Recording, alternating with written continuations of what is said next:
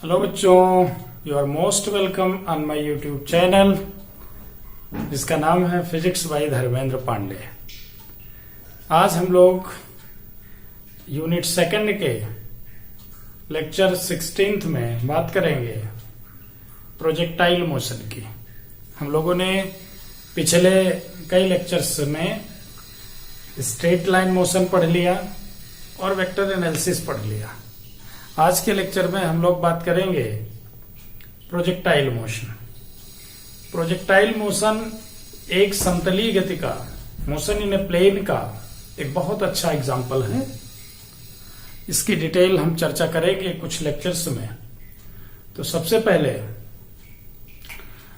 हम लोग एक समतलीय गति क्या होती है इसको जाने।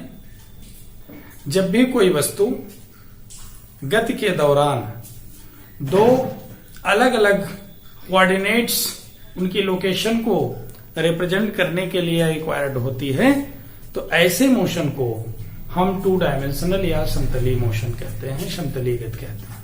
यानी जब भी वस्तु की स्थिति को व्यक्त करने के लिए दो निर्देशांकों की आवश्यकता पड़ती है, दो कोऑर्डिनेट की आवश्यकता पड़ती है, तो ऐसी गतियों को हम समतलीय। अब समतलीय गति और सरल रेखीय गति में क्या अंतर? सरल रेखीय गति में केवल और केवल एक कोऑर्डिनेट की आवश्यकता होती है। तो समतलीय गतियों को हम सरल रेखीय गतियों के रूप में बाइफरकेट करके अलग अलग कर सकते हैं। जैसे एक समतल में गति है तो उसे हम दो परस्पर लंबवत सरल रेखीय गतियों में अध्ययन कर सकते हैं। अब बात आती है प्रक्षेप्य गति की। आप लोग बच्चों देखे होंगे ट्रेन में बैठ के जा रहे हों और एक छोटा सा पत्थर का टुकड़ा खिड़की के किनारे से गिरा गया। छत पे खड़े हों और खड़े होकर के एक पत्थर का टुकड़ा 36 दिशा में फेंक दे, तो आपको क्या लगता है कि पत्थर का टुकड़ा सीधे 36 दिशा में चलता चला जाएगा? नहीं ना, बिल्कुल नहीं जाएगा। क्यों? क्योंकि पत्थर का टुकड़ा जिस समय आपने 36 दिशा में फेंका छत से, तो उसके पास 36 वेग तो हो ही गया, साथ ही साथ उस पर गुरुत्व भी काम करने लगता है। तो उस गुरुत्व के प्रभाव में, गुरुत्वाकर्षण बल के प्रभाव में पत्थर का टुकड़ा नीचे की तरफ त्वरित गति करता है और 36 दिशा में चूंकि वेग है इस कारण से आगे भी बढ़ता है। तो ओवरऑल वो सरल रेखा में गति न करके एक समतल में गति करता हुआ नीचे गिरता है। इसी तरीके से जब आप पत्थर के टुकड़े को खिड़की में, ट्रेन के किनारे खिड़की से गिरा देते हैं, तो चूंकि ट्रेन गतिशील होती है तो पत्थर के टुकड़े को 36 दिशा में वेग प्राप्त होता है और वो नीचे गिरता है, तो उसकी भी गति सरल रेखीय न होकर के एक समतलीय गति होती है। यहाँ समतलीय गतियां प्रक्षेप्य स्पेसिफिक की बात कर रहे हैं, ये सभी क्या हैं? प्रक्षेप्य गति के उदाहरण है। जैसे आप देखिए कभी भी बंदूक से किसी लक्ष्य को साधते हुए ट्रिगर दबाएं तो आप ये देखेंगे कि जिसको लक्ष्य साधा गया था उससे प्लस माइनस कुछ ऊपर नीचे गोली लगती है। उसका कारण है कि पाथ गोली का सरल रेखीय न होकर के कर्व्ड हो जाता है। इसी तरीके से हवाई जहाज से, उड़ते हुए हवाई जहाज से जब बम को गिराया जाता है तो सीधा नीचे न गिर के वो वक्राकार मार्ग का पथ फॉलो करते हुए नीचे गिरता है, उसकी भी गति को हम प्रक्षेप्य गति कहते हैं। जैसे क्रिकेट में बल्लेबाज द्वारा गेंद को हिट करने के बाद जो गेंद की दिशा होती है, गति का जो पाथ होता है, उसे भी हम प्रक्षेप्य गति कहते हैं। तो कुल मिलाकर के एक बात समझ में आई कि जब किसी भी वस्तु को, अब हम बात करते हैं प्रक्षेप्य गति की परिभाषा की। प्रक्षेप्य गति में जब भी हम किसी वस्तु को या तो सीधे न फेंकें या ऊर्ध्वाधर दिशा से भिन्न किसी दिशा में फेंक ले। 36 दिशा में फेंकने तो प्रक्षेप्य हो सकती है, समतलीय गति होगी। जब भी किसी वस्तु को ऊर्ध्वाधर दिशा से भिन्न किसी दिशा में प्रक्षेपित करते हैं तो वस्तु गुरुत्वीय त्वरण के प्रभाव में ऊर्ध्वाधर तल में एक वक्र पथ पर गति करती है, तो वस्तु की इस गति को प्रक्षेप्य गति कहते हैं। वस्तु द्वारा तय किए गए इस मार्ग को प्रक्षेप्य पथ कहते हैं। वह वस्तु जो इस प्रकार की गति कर रही है उसे प्रक्षेप्य कहते हैं, प्रोजेक्टाइल कहते हैं। तो आइए बात करते हैं सबसे पहले प्रक्षेप गति की परिभाषा की। जब किसी वस्तु को ऊर्ध्वाधर दिशा से भिन्न किसी कोण पर प्रक्षेपित किया जाता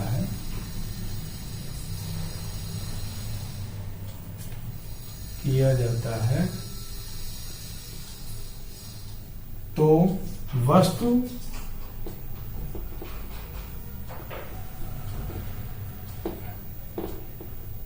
गुरुत्वीय त्वरण के प्रभाव में ऊर्ध्वाधर तल में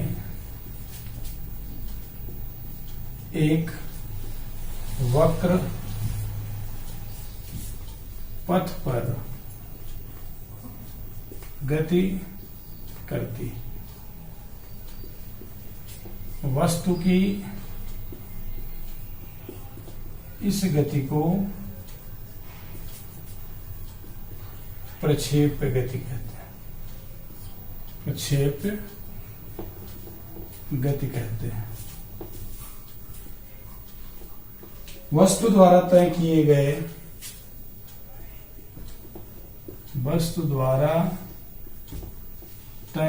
गए मार्ग को प्रक्षेप पथ तथा वस्तु को प्रक्षेप कहते हैं। कितने टर्म आप लोग जान गए? Projectile motion, projectile and path of projectile. Path of projectile, ठीक है। तो इतनी बातें आप जाने हैं। जब भी वस्तुओं को ऊपर से सीधे हम नीचे की तरफ छोड़ देते हैं तो गिरती हैं, लेकिन वो सरल रेखी पथ का अनुसरण करती हैं। इसी तरीके से नीचे से ऊपर की तरफ ऊर्ध्वतः 90 डिग्री पर प्रक्षेपित करें तो भी सरल रेखी पथ पर गति करेंगे। लेकिन जब हम किसी वस्तु को किसी कोण पर, जब हम किसी कोण की बात कर रहे हैं, ध्यान रहे बच्चों, तो वह अदर देन 90 डिग्री, ऊर्ध्वाधर से भिन्न किसी कोण पर फेंकते हैं, तब वह ऊर्ध्वाधर के साथ साथ क्षैतिज भी दिशा में चलने लगता है। और ऐसी स्थिति में वह सरल रेखीय पाथ पर न गति करके एक वक्र पथ पर ऊर्ध्वाधर तल में गति करता है। ऐसी गतियों को हम प्रक्षेप गति कहते हैं। जिस पथ का अनुसरण करते हैं उसे प्रक्षेप पथ कहते हैं, और जो पार्टिकल गति करता है उसे प्रोजेक्टाइल या प्रक्षेप कहते हैं। तो परिभाषा आई होप कि समझ में आ गया होगा। उदाहरण देखिए, उदाहरण बल्ले से टकराने के बाद गेंद की गति, गेंद की गति उड़ते हुए विमान से गिराए गए बम की गति। ओके, इसके अलावा छत से क्षैतिज दिशा में फेंके गए कण की गति, ठीक है। बंदूक से निकली गोली, या इसको यूं कहें, तोप से निकले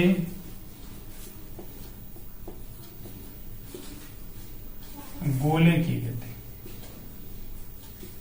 अब बंदूक से निकली गोली कर्व्ड पाथ तो होगा, बहुत स्लाइट होगा। तोप, चूंकि गोला जो तोप से निकलेगा वो हेवी होता है, इसलिए उसका पाथ ज्यादातर प्रक्षेप पथ वो ज्यादा समझ में आता है। ठीक, आदि ये सभी एग्जाम्पल्स हैं प्रक्षेप्य गतियों के, यानी समतलीय गतियों के। तो प्रक्षेप्य गति क्या है, उसके एग्जाम्पल्स डेली लाइफ में हम लोग देखते हैं। छत पे खड़े हैं, पत्थर का टुकड़ा फेंक दिया तो पत्थर का टुकड़ा आगे जाके गिरेगा लेकिन नीचे गिरेगा। ठीक, ऐसे ही इंक्लाइंड वे में गेंद को जब मारते हैं खिलाड़ी तो कर्व्ड पथ को फॉलो करते हुए गिरता है। आइए इसको जरा हम देखते हैं पाथ कैसे बनता है। प्रक्षेप पथ, पाथ ऑफ प्रोजेक्टाइल।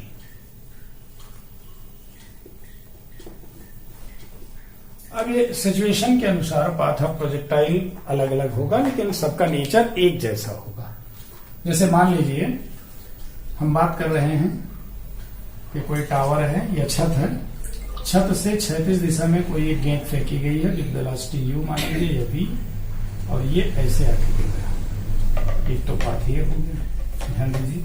अभी सरल रेखीय पथ पर ऐसे नहीं आ रहा, ये कर्व्ड पथ पर आ रहा। इसके अलावा एक इंक्लाइन प्रोजेक्शन की बात होगी। ये मान लीजिए y डायरेक्शन है, ये x डायरेक्शन है, किसी कोण पर किसी पार्टिकल को फेंका गया, ये आकर के गिर रहा है, तो ये भी पाथ ऑफ प्रोजेक्टाइल है। दोनों पाथ ऑफ प्रोजेक्टाइल है।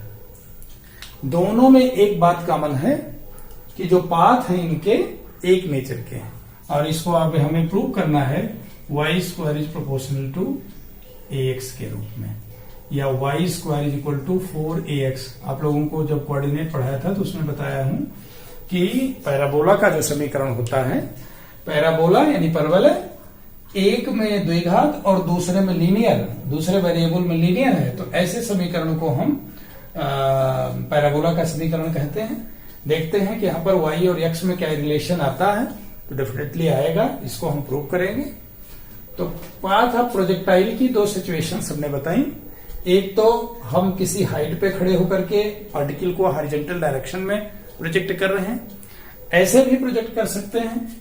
हाइट पर खड़े होकर के किसी कोण पर प्रोजेक्ट करें तो भी आ सकता है, आकर के गिरे। ओके, और यहां पर आपने देखा ही ये अलग अलग एंगल ऑफ प्रोजेक्शन हो सकते हैं। तो पाथ ऑफ प्रोजेक्टाइल हमें मैथमेटिकली डिराइव करना है। ओके, इस पर बहुत कॉमन क्वेश्चन पूछा जाता है कि prove that path of projectile is a parabola. तो सबसे पहले जान लीजिए परवलय क्या होता है। परवलय की बात ही हम करते हैं। परवलय, परवलय जिसे हम पैराबोला कहते हैं, एक स्टैंडर्ड जो इक्वेशन है y square is equal to 4ax या x square is equal to 4ay। तो अगर हम y square is equal to 4ax की बात करें, इट इज आप लाइक दैट। परवलय का समीकरण, ये y एक्सिस है और ये x एक्सिस। इसमें 4a0 इसकी नाभि होती है, डेफिनेटली x एक्सिस पर इसकी नाभि है, और ये y कोऑर्डिनेट है, तो इसमें द्विघात है और x में लीनियर है, y square is equal to 4ax। और अगर x square is equal to 4ay है तो इक्वेशन के अकॉर्डिंग ये इस तरीके से हो जाएगा परवलय का इक्वेशन। ठीक है, तो ये x, इसका नाभ किधर होगा, इसका नाभ 0 4y है, 4a 0 4a, यहां 4a0 है, और ये x square is equal to 4ay type का, और ये y square is equal to 4ax type का। तो दोनों समीकरण समझ में आ गए। दोनों के आधार पर एक कंक्लूजन हम ड्रा कर रहे हैं कि अगर कोई समीकरण, बीजगणितीय समीकरण जिसमें दो वेरिएबल्स हैं, एक वेरिएबल x में एक वेरिएबल द्विघात में है और एक वेरिएबल यानी चर एक घात में है, तो ऐसे समीकरण को हम क्या कहेंगे, परवलय का समीकरण कहेंगे। तो अब हम देखते हैं कि जब प्रक्षेप जिस भी परिस्थिति में प्रक्षेप पथ बन रहा है तो क्या उसका समीकरण इस तरह का आता है। इसमें हमने जैसा कि बताया दो परिस्थितियां बन सकती हैं। एक तो हम किसी हाइट पर खड़े होकर के प्रोजेक्शन माने प्रोजेक्ट करें पार्टिकल को, और एक ग्राउंड से किसी एंगल पर प्रोजेक्ट करें। तो हम आपसे जो बात करने वाले हैं इंक्लाइन प्रोजेक्शन की बात करेंगे, यानी ग्राउंड पर अर्थ पर खड़े होकर के किसी कोण पर प्रोजेक्शन हो रहा है। ओके, चलिए हम बात इसकी करते हैं। प्रक्षेप पथ में मान लेते हैं बच्चों कि हमारा ये अर्थ है, उस अर्थ के किसी एक पॉइंट जिसको हम ओरिजिन पॉइंट ऑफ प्रोजेक्शन कह रहे हैं, ये हमारा वाई कोऑर्डिनेट है, ये वाई कोऑर्डिनेट है, ये एक्स कोऑर्डिनेट है, ये एक्स वाई प्लेन है। हम खड़े होकर के किसी पार्टिकल को प्रोजेक्ट कर रहे हैं, कैसे, छोटा बना तो इसका स्टार्टिंग पॉइंट पर इसका जो पॉइंट ऑफ प्रोजेक्शन की डायरेक्शन है, सपोज करिए इसकी वेलोसिटी u है, angle of projection is of this particle is suppose to be theta. Okay, that's no problem. और ये पार्टिकल का इनिशियल वेलोसिटी का कंपोनेंट अगर हम देखें तो it is ux along this direction and uy along this direction. So naturally this is uy. Okay. Particle, because of this ui component moves upward, and because of this horizontal component which is of this initial velocity component, horizontal component, because of this initial velocity moves along the horizontal direction. That's natural. अब particle धीरे धीरे धीरे धीरे gravity के effect में यहां भी जी काम कर रहा है, यहां भी जी काम कर रहा है, everywhere because of this acceleration due to gravity, the vertical velocity component of the projectile successively goes on decreasing, and a situation comes where the particle has zero vertical velocity component. Particle का जो velocity component का vertical velocity component है successively कम हो रहा है। Particle height पे तो जा रहा है लेकिन उसके वेलोसिटी का वर्टिकल कंपोनेंट कम होता जा रहा है।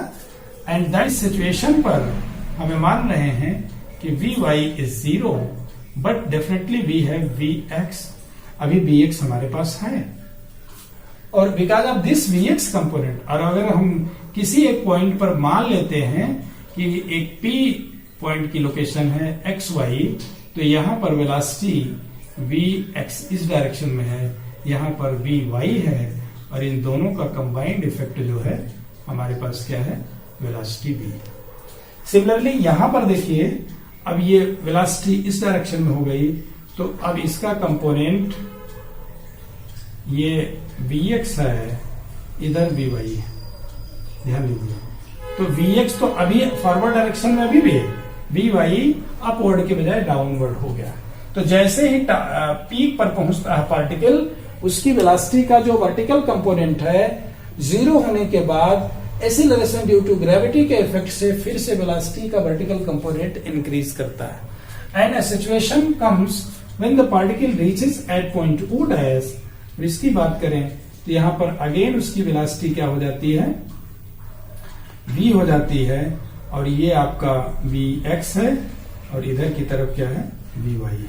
और ये v और u और v आपस में क्या हो जाते हैं, यहां पर बराबर हो जाते हैं। जिस वेलोसिटी से प्रोजेक्ट किया गया उसी वेलोसिटी से टचेस द ग्राउंड। और ये तो पूरा का पूरा ट्रेजेक्टरी है पार्टिकल की, तो ये बात आप लोगों को समझ में आई होगी। इसमें लिखते हैं कुछ प्रारंभिक चीजें। माना एक कण पृथ्वी तल पर स्थित किसी बिंदु O से थीटा कोण पर u प्रारंभिक वेग u से प्रक्षेपित किया जाता है।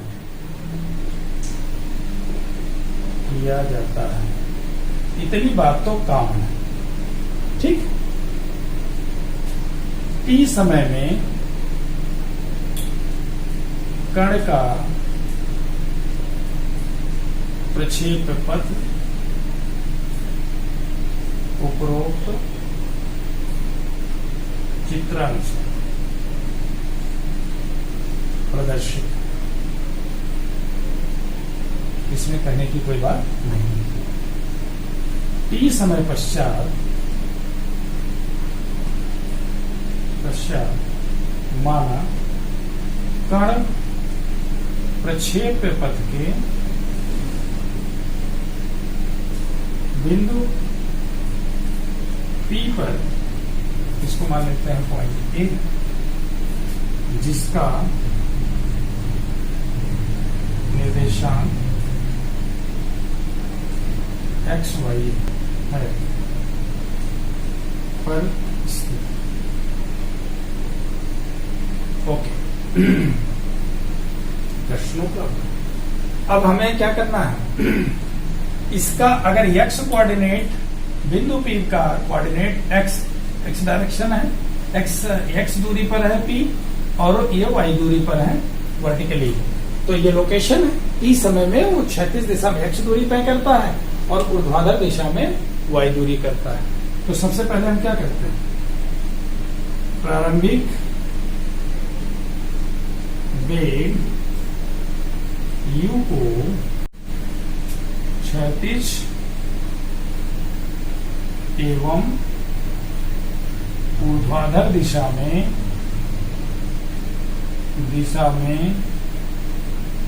वियोजित करने पर,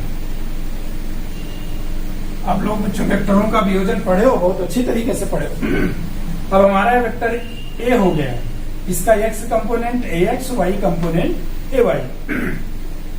ठीक इसी तरीके से u का x component ux, y component uy। तो क्षैतिज घटक क्या होगा, क्षैतिज घटक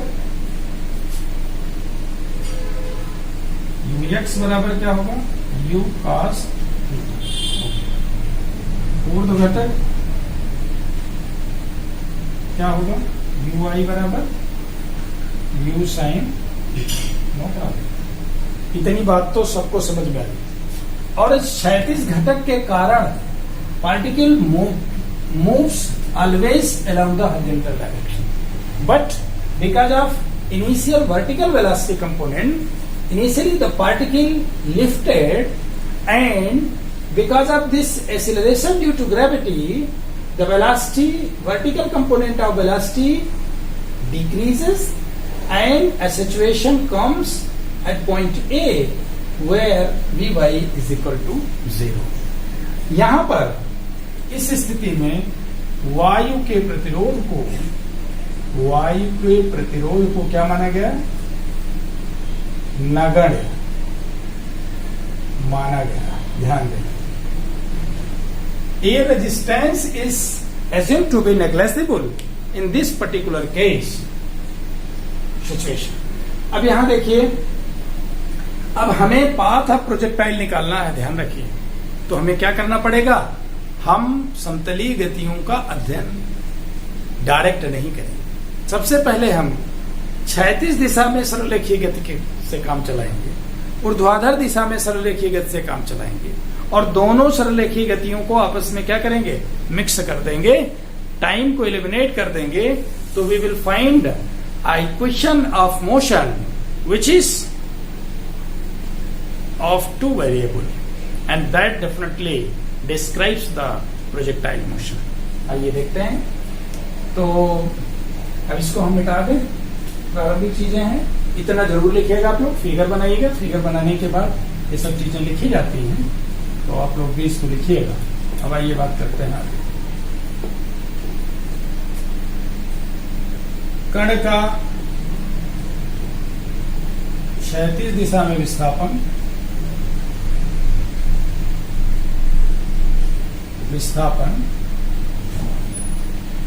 कैसे निकले, x बराबर क्षैतिज वेग गुणे समय। ये क्यों हम कह रहे हैं? That is ux into T, because there is no acceleration along the horizontal direction. आप जानते हैं कि सरलरेखी द्वितीय समीकरण से कि y इज इक्वल टू क्या होता है? ut plus s is equal to ut plus half at square. तो अगर इसको हम y कोऑर्डिनेट के रिस्पेक्ट में बात करें तो y is equal to uit plus half ayt, लेकिन x कोऑर्डिनेट में क्या होगा? uxt plus half ax t square. चूंकि यहां पर ax 0 है इसलिए क्या आ जाएगा? ux into T. ये दोनों समीकरण x और y डायरेक्शन में हैं। ये इसे आप प्लेन में लिखेंगे तो r is equal to ut plus half at, a plane में एक्सीलरेशन होगा। लेकिन अगर क्षैतिज दिशा में लिखेंगे इसको तो उसे x और y कोऑर्डिनेट पर लिखेंगे तो उसी तरीके से एक्सीलरेशन x और y कंपोनेंट आएगा। अब यहाँ पर uxt आया, क्यों? क्योंकि अगला टर्म इसलिए नहीं आया क्योंकि क्षैतिज दिशा में कोई एक्सीलरेशन नहीं है during the motion of the projectile. तो अब यहां लिख देंगे that equals u cos theta into T x is equal to, and write this as equation second, third degree suppose. Okay, अब इसके बाद हम लोग आगे बढ़ते हैं ऊर्ध्वाधर दिशा में। ऊर्ध्वाधर दिशा में कण का विस्थापन, सब बात P पर जब कण पहुंचा है T समय बाद उसी की कर रहा है। तो क्षैतिज दिशा में x दूरी चला और ऊर्ध्वाधर दिशा में y दूरी। तो गति के द्वितीय समीकरण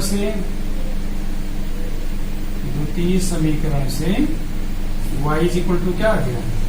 uit माइनस ऑफ ayt। अब ये माइनस क्यों कर रहे हैं? क्योंकि पार्टिकल ऊपर जा रहा है और एक्सीलरेशन नीचे लग रहा है। चलो बस ही कर दिया। अब ये क्या हो गया? u sine theta into T plus 1/2 minus G T square. ध्यान रहे यहां पर ay is equal to minus G. ay ऊर्ध्वाधर दिशा में त्वरण है, गति के विपरीत गुरुत्वाकर्षण लगेगा, पार्टिकल मूव कर रहा upward, acceleration due to gravity किधर है? नीचे की तरफ है। That's why we put here ay is equal to minus G and we will get u sin theta t plus half minus G T square y। अब हमारे पास आ गया y is equal to u sin theta t minus half G T square. ये equation 4 है। अब ये समीकरण 3 और समीकरण 4 दोनों क्या है? ये x डिपेंडिंग ऑन t, ये y डिपेंडिंग ऑन t, यानी टाइम के अनुसार हॉरिजॉन्टल एंड वर्टिकल डिस्प्लेसमेंट इस सिचुएशन में प्रोजेक्टाइल का अलग अलग आ रहा है। Okay, no problem. हमें अब इक्वेशन ऑफ मोशन निकालना है ताकि हम पाथ को डिस्क्राइब कर सकें, पाथ ऑफ प्रोजेक्टाइल। उसके लिए we have to eliminate time in between two, कि दोनों में से टाइम को एलिमिनेट करते हैं। अब ये कैसे संभव है? तो हमने क्या किया? हमने दो परस्पर लंबवत दिशाओं में सरलरेखीय गतियां लिया। क्षैतिज दिशा में सरलरेखीय गति लिया, ऊर्ध्वाधर दिशा में सरलरेखीय गति लिया और दोनों के करस्पॉन्डिंग इक्वेशंस लिखा।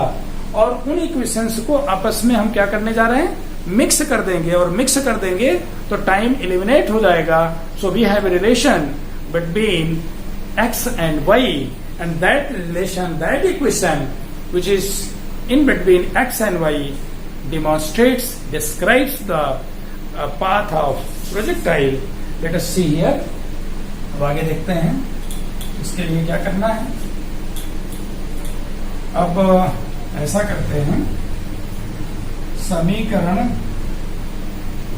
3 से t बराबर x अपान u cos थीटा समीकरण 4 में रखने पर आप लोगों को तो समीकरण हल करना पता है, यहां से आसान है, t बराबर x upon U cos theta रख दें, और इसमें से t को हल करना कठिन है, इसीलिए कर देते हैं। तो हमें मिलेगा y is equal to U sine theta into T की जगह x upon U cos theta minus 1/2 G x upon U cos theta whole square. Okay, तो हमें मिला y is equal to U से यू कट गया, tan theta x minus 1/2 G upon U square cos square theta, इसको एक bracket में x square. And that is very important relation. Look here, इस relation को हम ऐसे भी लिख सकते हैं y is equal to ax minus bx square. What is a? Here a is equal to tan theta, and what is b? b is equal to g upon 2u square cos square theta। तो दोनों से, चाहे इस expression 5 से या 6 से, we can conclude that the equation either we see 5 or 6 is quadratic in x and linear in y. Okay, which we have discussed earlier. Any equation quadratic in one variable, linear in another variable is said to be equation of parabola. Okay, तो आप यहां से conclude कर सकते हैं कि समीकरण 5 x में द्विघात तथा y में रेखीय है, जो कि परवलय के समीकरण को व्यक्त करता है,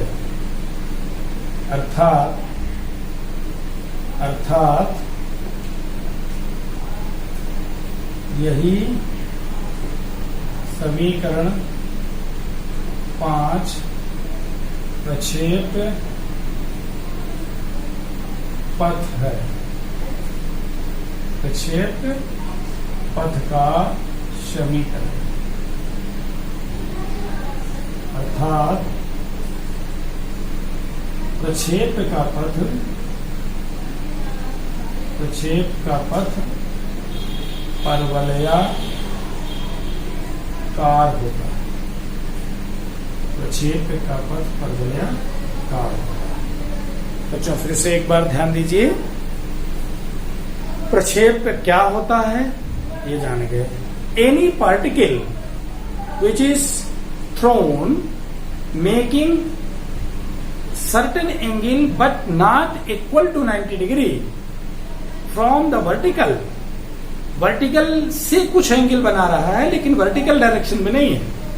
तो किसी भी कोण पर ऊर्ध्वाधर से भिन्न अगर हम किसी पार्टिकल को प्रक्षेपित कर रहे हैं तो उस कण का जो पथ है वो सरल रेखीय न होकर के एक वक्र पथ को फॉलो करता है, and that path is said to be projectile parabola, and the path followed by the particle is said to be the path of projectile.